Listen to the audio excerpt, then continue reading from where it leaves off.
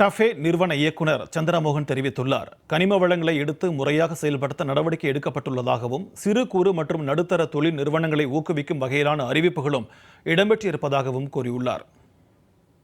எது ரொம்ப first stress பண்ணியிருக்காங்கன்னா மேனுஃபேக்சரிங்க்கு நிறைய ஸ்ட்ரெஸ் பண்ணியிருக்காங்க. இப்போ நீங்கள் பார்த்தீங்கன்னா நம்ம சில செக்டர்ஸில் நமக்கு நிச்சயமாக எம்ஃபசைஸ் கொடுக்கணும். எப்படின்னு பார்த்தீங்கன்னா ஒன்று எலக்ட்ரானிக்ஸ். ஸோ எலக்ட்ரானிக் காம்பனன்ட் நம்ம இன்னும் நிறைய இம்போர்ட் பண்ணிட்டு இருக்கோம்.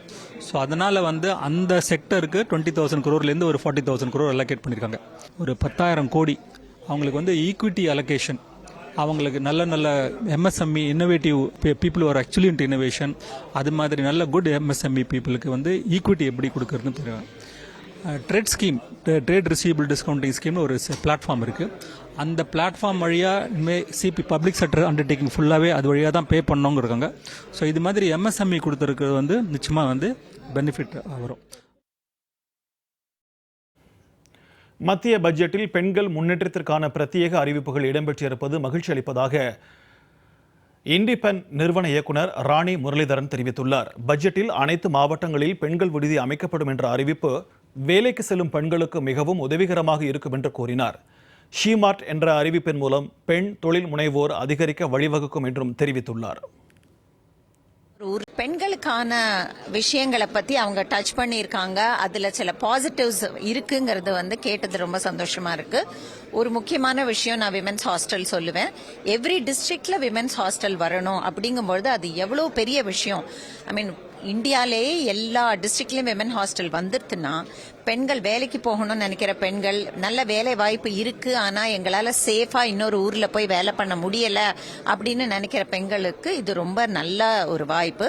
நம்ம அந்த ஷீமார்ட் மூலியமா இன்னும் பெண் தொழில் முனைவோர் எவ்வளவு பேர் வராங்க, அதனால அவங்க என்னெல்லாம் பயனடைகிறாங்க அப்படிங்கறதையும் நம்ம பார்க்கலாம். மத்திய பட்ஜெட்டில் வெளியாகியுள்ள அறிவிப்புகள் மற்றும் திட்டங்கள் எதிர்கால தொலைநோக்கு சிந்தனைகளை கொண்டதாக உள்ளதாக காக்னிசன்ட் நிறுவன இயக்குனர் ரங்கநாதன் பாராட்டியுள்ளார். மத்திய பட்ஜெட்டுக்கும் தங்கத்தின் விலைக்கும் எந்த சம்பந்தமும் இருக்காது என்றும் பட்ஜெட்டால் தங்கத்தின் விலையில் பெரிய மாற்றங்கள் இருக்காது என்றும் அவர் கூறியுள்ளார்.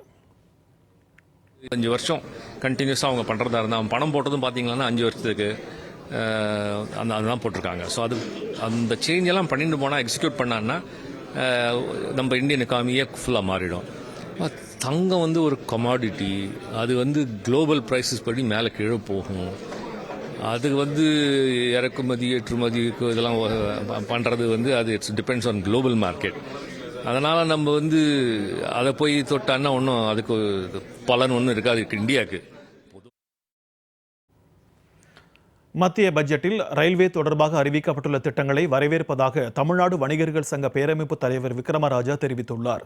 பல்வேறு ரயில் வழித்தடங்களை விரிவுபடுத்த வேண்டும் என்றும் கோரிக்கை விடுத்துள்ளார். இன்று சாமானிய மக்கள், சாமானிய வணிகர்கள் பாதிக்கப்படாத வகையில் ஜிஎஸ்டி வரி விதிப்பு 4 கட்டத்தை 2 கட்டமாக குறைத்திருக்கிறது. பல்வேறு ரயில் திட்டத்தை அறிவித்திருக்கிறார்கள். அதை தமிழ்நாடு வணிகர் சங்க பேரவை வரவேற்கிறது. ரயில் தடங்களை இன்னும் விரைவுபடுத்திட வேண்டும் என்பதை பேரமைப்பு வலியுறுத்துகிறது.